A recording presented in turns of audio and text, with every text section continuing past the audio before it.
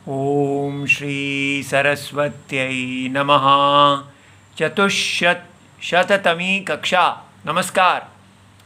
हमारा ये सूत्र चल रहा है अव्यय विभक्ति समीप समृद्धि, और ये काफ़ी लंबा सूत्र है। 216 समास का सूत्र है, अव्ययी भाव समास। और आज हम इसकी 5वीं कक्षा करेंगे। कल हमने समीप जो वचन है उसके आधार पर समास किया है, वो उसका हमने रूप देखा था। कुंभ, उपकुंभम। तो उपकुंभम की सारी व्युत्पत्ति देखी थी, सूत्र देखे थे।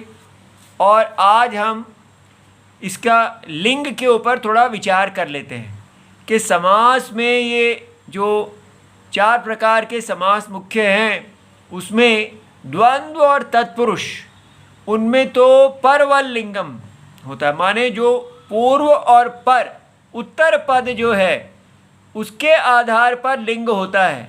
तो जैसे द्वंद्व है राम लक्ष्मणौ, तो इतरेतर योग में लिंग जो होगा वो पर जो उत्तर पद है उसके आधार पर होगा।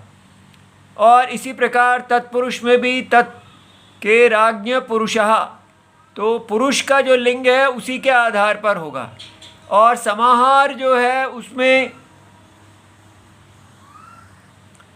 तो न नपुंसकम सूत्र से 2417 एकवत भाव, जहाँ सारे का एक भाव हो जाता है वहाँ द्विगु और द्वंद्व में नपुंसक हो जाता है। जैसे द्वंद्व में पाणिपादम और द्विगु में पंचगवम, सब में नपुंसक रहेगा।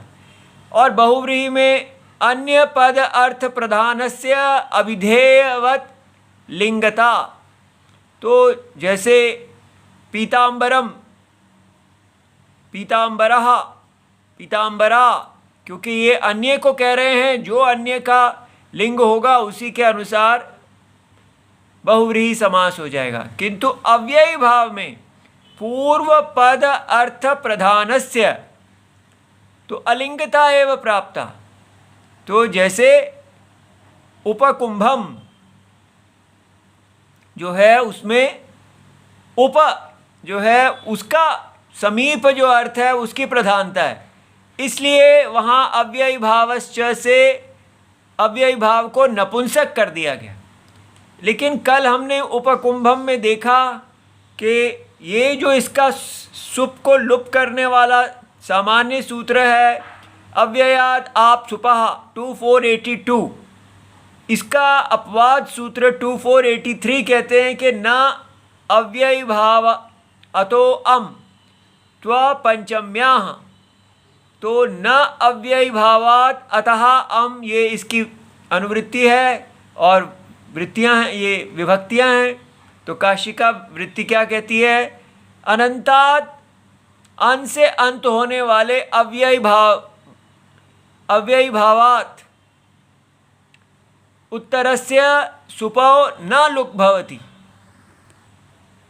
अमादेशस्तु तस्य सुपो भवति। और उनका जो सुप के स्थान में अम का आदेश हो जाता है, लेकिन अपंचम्याः, पंचमी को छोड़ के। तो ये हम देख रहे हैं कि इसका सारा नपुंसक लिंग नहीं है। और अभी इसके हम उपकुंभ के रूप देखते हैं तो हमें समझ में आ जाएगा कि कैसे यहाँ सब में जो है वो पंचमी को छोड़ के सबके अंदर अम का आदेश किया गया है। ये देखिए, तृतीया सप्तम्योर बहुलम, उसी का अगला सूत्र कहता है कि पूर्वेण नित्यम अम भावे प्राप्ते। इस सूत्र ने कहा था सबको अम भाव हो जाए पंचमी को छोड़ के, लेकिन यहाँ क्या आ गया? तृतीया सप्तम्योहो विभक्त्योहो बहुलम अम भावो भवति। तो तृतीया और सप्तमी में बहुलम से अम भाव होता है।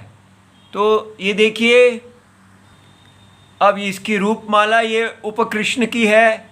तो प्रथमा उपकृष्णम, उपकृष्णम, उपकृष्णम, द्वितीया भी, लेकिन तृतीया में बहुलम हो जाने के कारण उपकृष्णम, उपकृष्णेन, उपकृष्णम उपकृष्णाभ्याम उपकृष्ण कृष्णैः, चतुर्थी वैसी रही। और पंचमी जो है अपंचमी कहा था, तो यहाँ पर इसमें यहाँ अम भाव नहीं होता। तो ये जैसे राम शब्द है उसी के प्रकार उपकृष्णात् कृष्णाभ्याम कृष्णेभ्यः, षष्ठी में अम भाव है, लेकिन सप्तमी में फिर बहुलम आ गया, अम और सप्तमी दोनों हैं, ठीक है। और संबोधन वैसा ही है, अम ही है। ऐसा हमें समझना है कि किस प्रकार इसकी विभक्तियाँ चलती हैं। दूसरा, अव्ययी भाव में ये समझना है कि जहाँ पर अम भाव नहीं है, अर्थात जहाँ पर अदंत नहीं है, ठीक है। तो ये जो सूत्र था ये तो अतः, जहाँ पर अदंतात, जहाँ अदंत नहीं है, ह्रस्वो नपुंसके प्रातिपदिकस्य, नपुंसक लिंगे अर्थे वर्तमान यद प्रातिपदिकम तस्य ह्रस्वो भवति। सारे यहाँ पर अव्ययी भाव, जैसे हमने देखा था कि अधिस्त्री, उसमें दीर्घ ई जो है वो ह्रस्व ई हो जाएगी। इसी प्रकार अनुनदी, दीर्घ ई जो है वो ह्रस्व हो जाएगी। अब हम समीप अर्थ में अव्ययी भाव के कुछ उदाहरण देख लेते हैं। तो कूपस्य समीपम, तो उपकूपम, ठीक है, माने कुएं के पास। तो उप शब्द जो है अव्यय है वो समीप अर्थ में है। नद्याः समीपम, उप नदी, तो नदी का जो दीर्घ है वो ह्रस्व हो गया है। कौन से सूत्र से?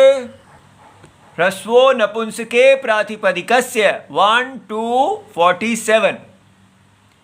नपुंसक लिंगे अर्थे वर्तमानम यद प्रातिपदिकम तस्य ह्रस्वो भवति। फिर है अनुनदी शुश्रुवे शुश्रुविरे ऋतानि ताभिः। ये शिशुपाल वधम से लिया गया है। इसमें श्रु धातु का कर्मणि प्रथम पुरुष बहुवचनम है ये। तो इसका अर्थ बना अनुनदी माने नदी के समीप, सुने गए, शुश्रुविरे कर्मणि है क्या, ऋतानि पक्षियों की आवाज़ें के शब्द, ताभिः उन स्त्रियों के द्वारा।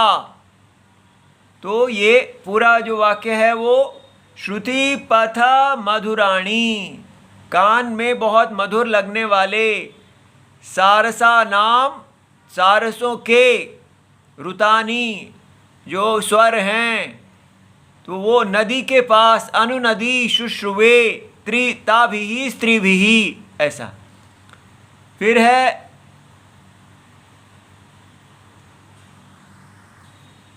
भैम्याः समीपे उपभैमी, तो पपात भूमौ उपभैमी हंसः।